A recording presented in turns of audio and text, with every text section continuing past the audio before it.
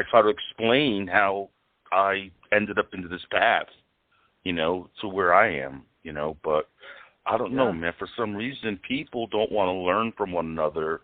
They want to impose their will and tell people who they are, and it's like, that's it. You accept me for what I am, or it's too bad, and then the hand goes up.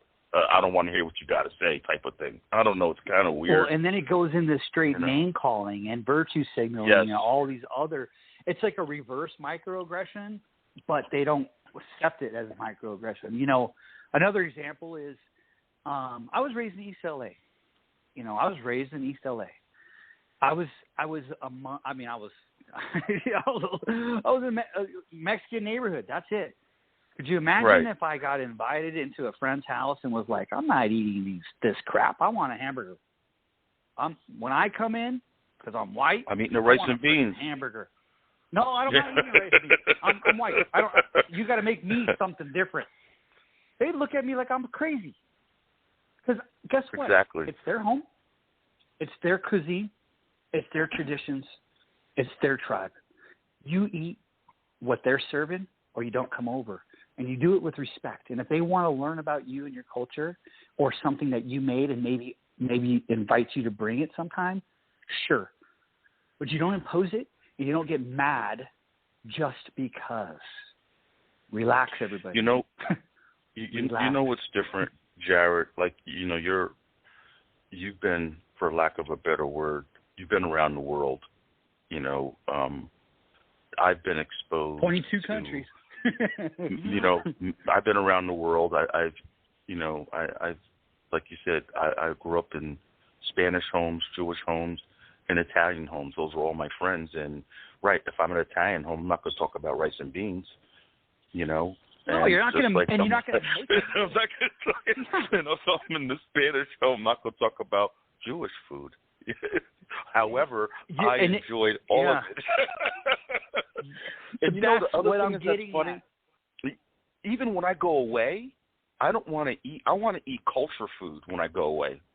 No matter where I go, I want to go into that neighborhood and get the culture food. No matter what it is, you know what I mean. But maybe that's how I grew up. It's sad that today everyone is almost like set in their way without any allowance for learning and growing. That's really the sad part. But I think that when we don't place a higher power in our life, if we don't believe that there's something greater than us, then I think that becomes a challenge for people too, because if you don't believe in anything greater than yourself, then what is going to protect you from you? I think people start to worship themselves, worship, entertainers, worship politicians. I even warn people about, Trump mania. Like, no, don't quit. It's not about Trump. It's not about anything. It's not. It's a. Yep. Yeah. It's. Listen, honestly, dude. Shoot. Sorry, man. Jarrod, I was just thinking like. No. It's all good. We got a surprise on the line for us. What? Yes, a dynamic individual. So let's talk strategy. So if they come at us with microaggression, what do we do? Just start praying? No. No.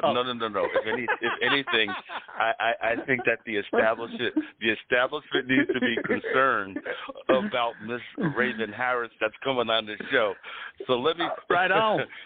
Let me bring Raven right on the show because she's a beautiful woman. She's a fighter. She lost in the primary, and what a spirit she has. Raven, this is Jarrod, my co-host. You already know I'm Chauncey. How are you? I'm doing great. It's good to hear you both. Hey, Raven. Raven. Hey. Now, Raven, just take it over, Raven. Just talk to us because, I don't. Jarrod and I are just going with the flow here.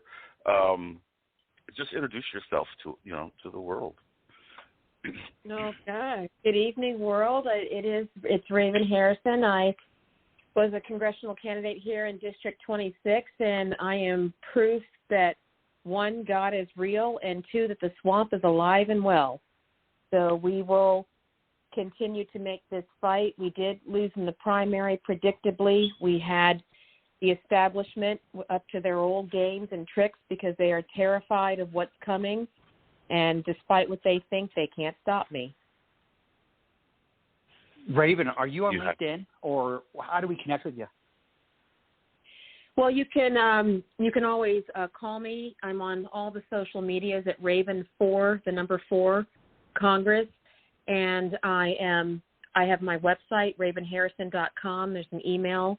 Anybody can reach out. I'm pretty accessible, so it's been great. We've had a few days down. I just needed some downtime to relax with the family. I cannot believe the overwhelming number of phone calls I have gotten of people, what's your next step? So I just want to tell people that I am on it. I said I was on the front lines. So we are in it for the long haul. And guys, Chauncey, you know me long enough to know I'm about to start blazing. We've got some swamp to slay. Yes, the fire is coming, and Raven, the Dragon Slayer, is going to be taking people out. So Raven, you're out you know of Texas, what? I just gave Raven a new nickname, Raven, the Dragon Slayer. I like that. Yeah. I like Raven, that. the full-time swamp slayer. So my Raven goodness. is coming down. So we've got to do it, but you guys are spot on with what you're talking about. God came out. People are worshiping false idols.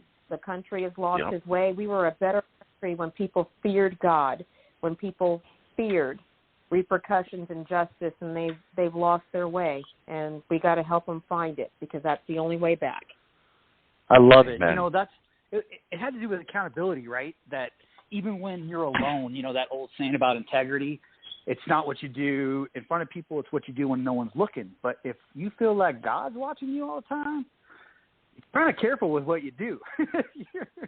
Well, you're right, Jarrod, you always are. But I'm telling you, I remember a time, because I studied criminal justice in college, and I remember going to different prisons, and it used to floor me to see people who had been convicted of some of the most heinous crimes and murders fear the death penalty. I never understood that. People who could commit these horrific crimes who feared dying. And it was because we feared God. There was something deep and profound that we understood, because that's what this country was founded on.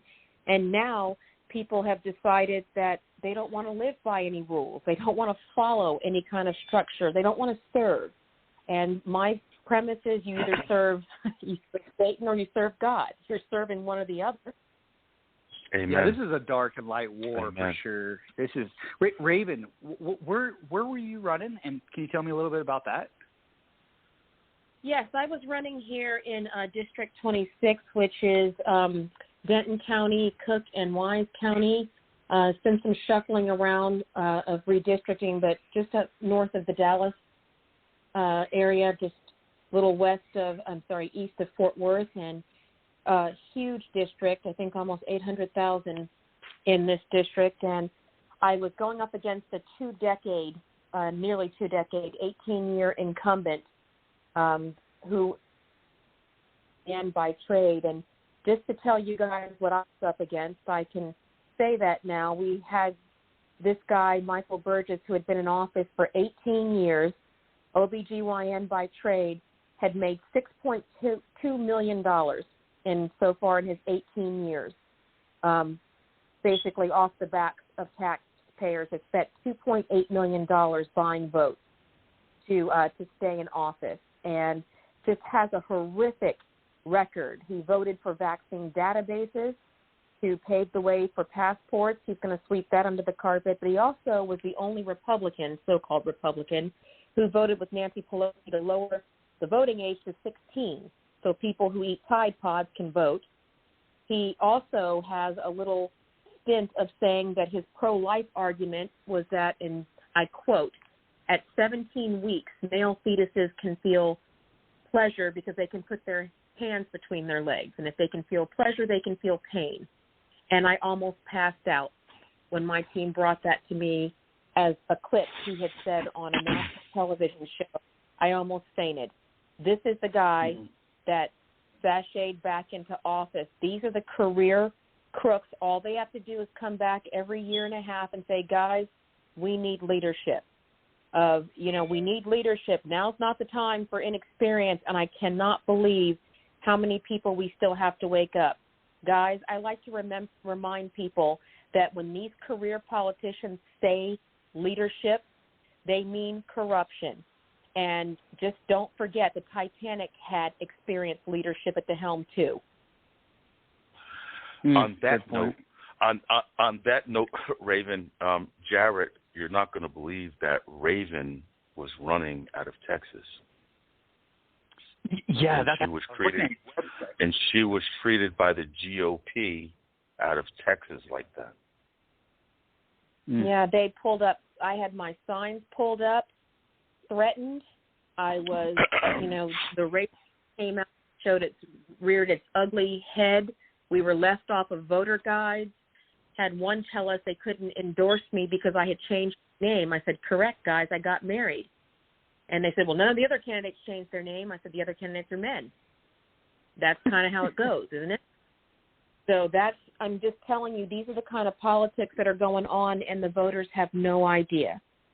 So they showed up, they handed out these bogus voter guides that are not actual vetting of candidates. They are opinions of people that you're not allowed to know about.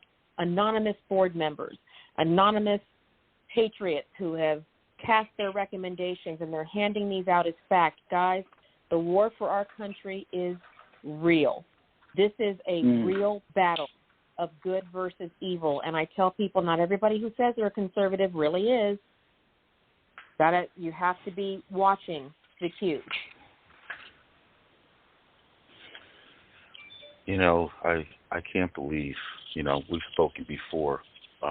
We have a lot of work to do, even within our own Republican Party, if we're going to really move forward. The rhinos and the establishment people that have been there for decades are in lockstep with the career Democrats, and that's where all this logjam is coming up until we get young people or new candidates to replace them. And then, we're seeing what the result is of what happened to you on how come there could never be any movement of good candidates because of the politics involved of blocking the individual who is not in lockstep with their message or whatever they want them to do. They do not want to have a free-thinking, independent candidate on either side of the aisle, and that's the problem. Yes, what I represent, Chauncey, is not that they just don't want the voters. They want you to believe and have the illusion that you still have a choice.